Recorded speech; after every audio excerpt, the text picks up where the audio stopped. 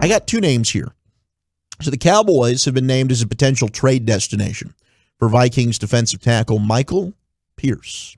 This is courtesy of Alex Ballantyne, who covers the Vikings for Bleacher Report. And he writes, the Cowboys are in need of a defensive tackle, particularly a run-stuffing nose tackle. Dan Quinn's defense was much improved this season, but the Cowboys still struggle to get stops in the run game while allowing 4.5 yards per carry. Pierce is coming off a season in which he only played in 8 games because of injury, which kind of sounds like a signing that whatever trade that could happen. But he looked good when he was on the field. He had a career-high 3 sacks and a 78.5 grade from PFF at age 29. He should still have some good seasons in him. Unfortunately, for the Vikings, their cap situation could make it difficult to keep Pierce. They're $14 million over the cap and could save a little over $6 million by trading or releasing him, which would allow the Cowboys to get a valuable piece for a discounted price.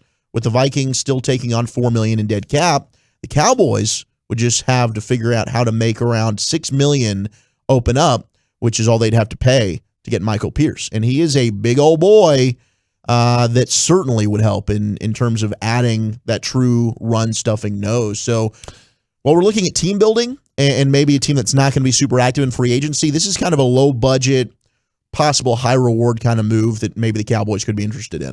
The whole time you were reading that, I was thinking, okay, I'm imagining Wolchuk reading this player description to the Joneses, particularly Steven. Mm-hmm. And they're kind of, it's one of those deals where they're not really giving you much of their time. They're hearing from you, but they don't really respect you. You're one of the lower level scouts. You're running in, look, I got this guy. I just want you to just hear me out about this guy. It is sort of Kanye West going through Rockefeller back in the day. If you've watched the documentary, he's playing his music. No one's really caring, even though what he's saying is pure gold. And then all of a sudden, Wolchuk, okay, you say the word discount, and immediately Stephen Jones perks up in a way that you've personally never seen from him. And he goes, did I hear discount?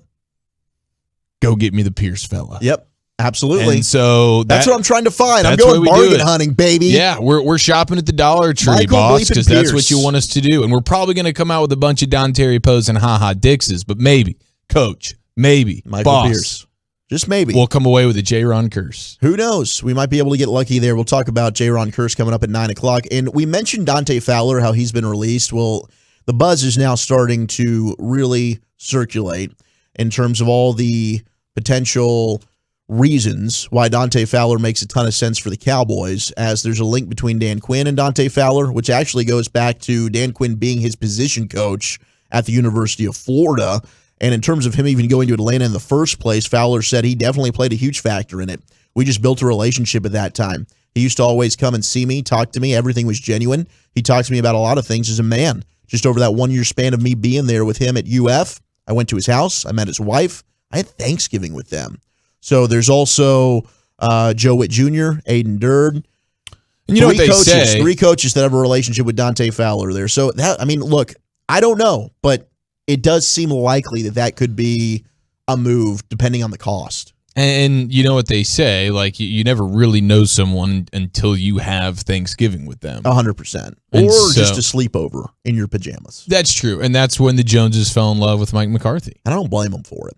Okay, the Chiefs also went ahead and released Anthony Hitchens today, which from the Chiefs fans that I've spoken with was not a surprise. Apparently he's looking very slow these days. Well, he looked slow even when he wasn't in his senior years of football, so even now he's probably running around there with lead cleats and he's doing everything he can. But right. Hey, there's Nick Boltons and Willie Gays out here now. They're flying past you, man. You are what what's done to you now, Anthony Hitchens, because of Willie Gay and because of Nick Bolton is the same thing that Micah Parsons has done to every linebacker on the Cowboys roster. It's just like, oh my God, okay, so you are just extremely slow because this guy, Micah, is flying around like a bullet.